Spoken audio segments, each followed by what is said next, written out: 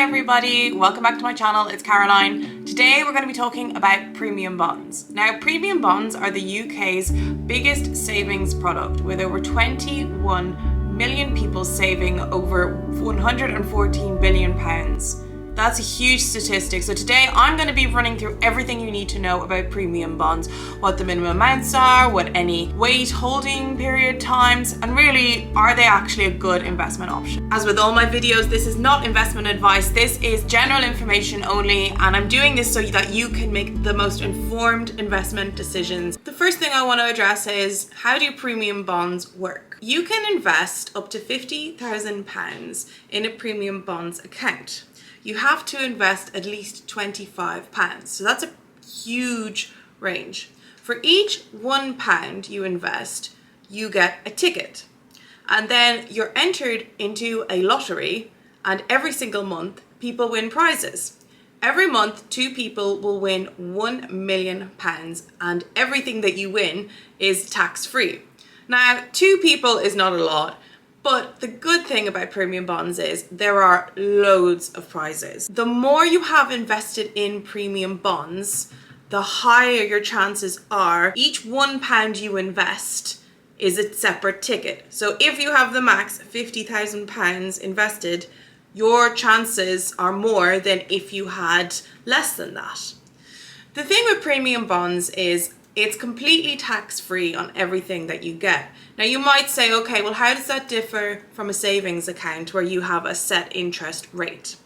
The difference is you are sometimes charged tax on your savings account if you are in certain tax brackets. If you're not in a higher tax bracket, you don't really need to worry, because you can then in a savings account earn up to £1,000 in interest without having to pay any tax on that. Anything above that you do. So if you're in the highest category, this is a good way to save without having to pay taxes, and it's all completely legal. How do you invest in premium bonds? You go to the relevant website, which is the Ns&I website, and there you can deposit a minimum of £25 up to £50,000. Why is this a popular thing in the UK? It's a bit like a lottery, so there's a bit of fun involved every month to see whether you've won something or not. Your money is entirely protected because it's a government agency. So with other investments and stocks and shares, you're going to go up and down, whereas your money is 100% protected. Question you might ask is, how long do I have to hold premium bonds before I'm eligible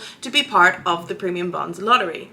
The answer is you need to hold it for a full month. If you were to invest in January, the first time you'll be eligible to win prizes is from the March draw. The exception to this is if you win a prize and reinvest it, then you don't need to wait a full month. It can just go straight into the next month's draw. What are the prizes? Well, obviously there's the 2 a month which win £1 million, but there are other prizes. The lowest is £25, and it can be £25, £55, £75. Now there is a luck element to this. In terms of what is the average amount that you make, there have been some really good algorithms online taking average luck and putting in what you are most likely to get. So Money Saving Expert is fantastic. They have a calculator, whereas if you put in the amount that you want to invest, and on the average person with average luck, what you will get back. I will put a link to that calculator in the description, and it's really useful.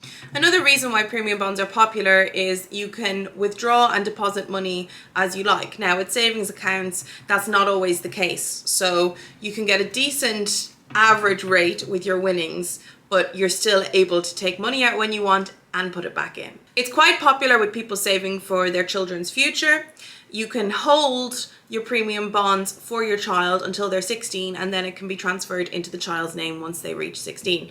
It's also a really nice way to teach children the value of money and investments, and every single month they can look and see whether their investment has won any prizes. The reality is, though, the more you have invested, the more chance you have of getting a prize each month.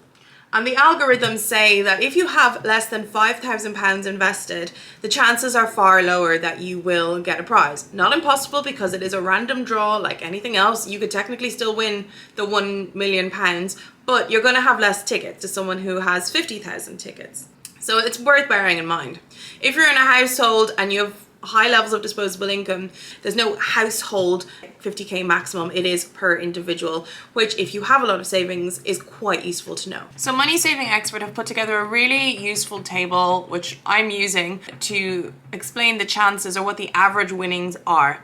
So if you have £100 or £1,000 invested, based on average luck algorithm, you're not going to win any prizes. Now you still could, obviously, but that's the average. If you have £5,000 invested per year, you would win £25 on an average basis. If you have 30k invested, you would win £250 on an average basis. And if you have 50,000 invested, average win £450. So it's really only worth it if you are looking to invest a large amount of money. Another thing to consider is, what are the odds of you winning the £1 million? As I mentioned before, every month 2 people win £1 million, and that is completely tax-free, which is pretty awesome. But again, Money Saving Expert have put together on average luck and statistics, what are your chances? So if you invest the full max, £50,000, you have a 1 in 95,000 chance of winning the £1 million a month.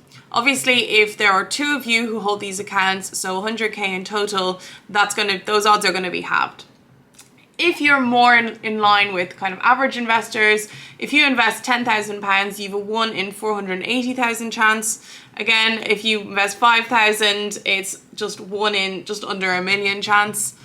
So it's still better than the lottery or the Euro Millions in terms of winning $1 million or more, but you do need to invest more to get better odds. Because as I mentioned earlier, each £1 invested is a separate ticket. Realistically, if you're someone who's young, who's trying to save for a house or other big expenses in the future, you're better off with an ISA, so either a 2-year fixed rate ISA, or if you're trying to purchase a house or save to purchase a house to get your deposit, a lifetime ISA, which helps you save towards your mortgage and gives you a 25% bonus, is probably better for you. I'm going to be doing more videos on those, but this video is on premium bonds. Premium bonds are really good for when you have children, to get them interested in saving, get them interested in finance. They're really good if you have high levels of disposable income and you want a tax-free way to save. The more you can invest, the more chance you get of winning the prizes. There are prizes every single month, not just the £1 million